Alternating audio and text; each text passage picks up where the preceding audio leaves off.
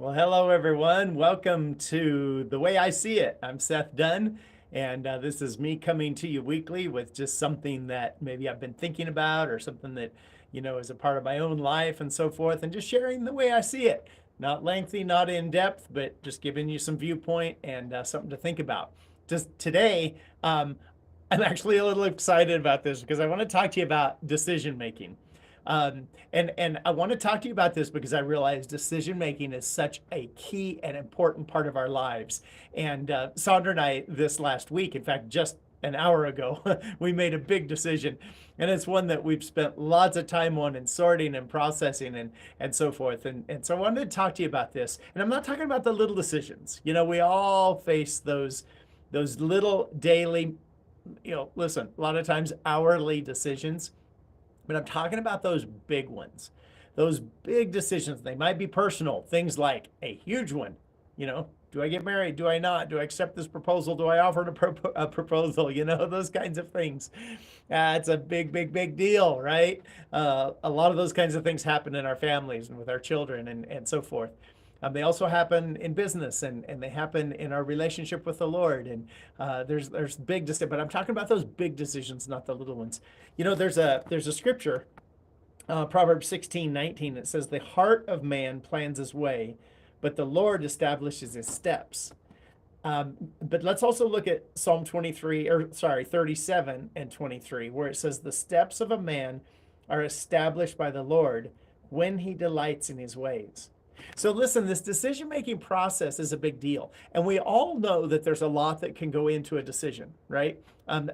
There can be facts, there can be figures, and just details like that. But there's also heart, right? There's depth. Sometimes we have to dig deep into our hearts and determine, what is it that's driving me here? What are my motivations? What is my end goal here? What's my game? What am I headed to here from a heart level? And then of course there's just the details, the facts, the figures, those things that may be necessary in a lot of decisions. And it's the two of those coming together that really make a quality decision, right?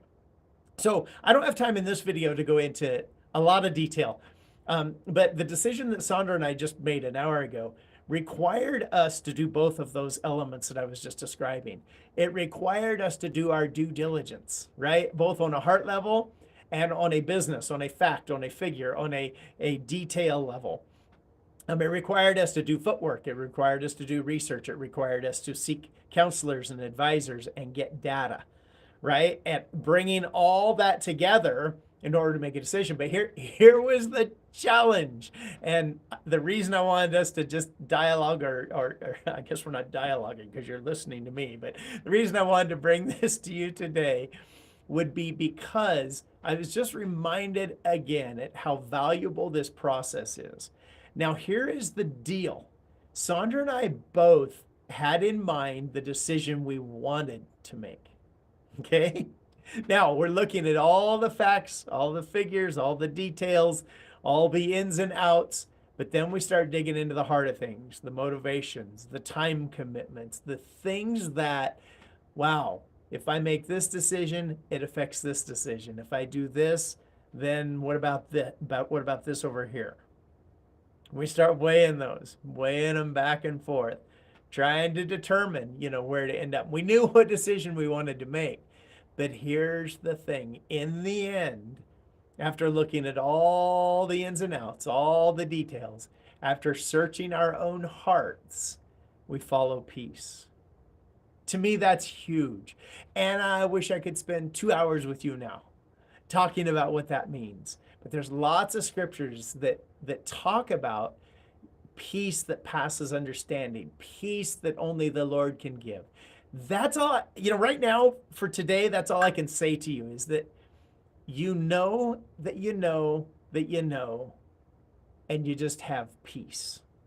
Right? And sorry, I know that's a little vague. If you watch Open Fields Church and some of our videos, we certainly fill pieces and parts of this in. And maybe I'll do more on the way I see it, because I know this is like a really big deal because we all face these big decisions and learning to follow the peace in our hearts. So the decision Sandra and I made an hour ago wasn't really the decision we wanted to make. And I'm confident in this. if we, in this case, sometimes, one decision's really good and one's not good at all. In this case, I think we could have gone either way, but I just did not have peace about the direction I wanted to go. And in the end, Sandra agreed. So in the end, we made the decision where there was peace, not the decision we wanted to make. Does that make sense? I know that maybe this is a little vague and so forth, but I hope it'll stir something in you. I hope you'll start thinking about those decisions you have to make with your family and when you're in your relationships and with your business, and that you'll learn to follow peace, because there's just something there that helps us make quality decisions. Now, listen, I've already gone a little long for this video series, and in the end, there's so much more that deserves to be unpacked here. So I hope this is food for thought, that in your decision-making process, there's a way to follow peace. And man, you'll just do a better job at it, right? You'll make better decisions. You'll not regret the decisions you make as often. You like how I put that in there? As often. So anyway, there you go. Hey, thanks for listening. Appreciate you all. I'll see you again next week with another The Way I See It.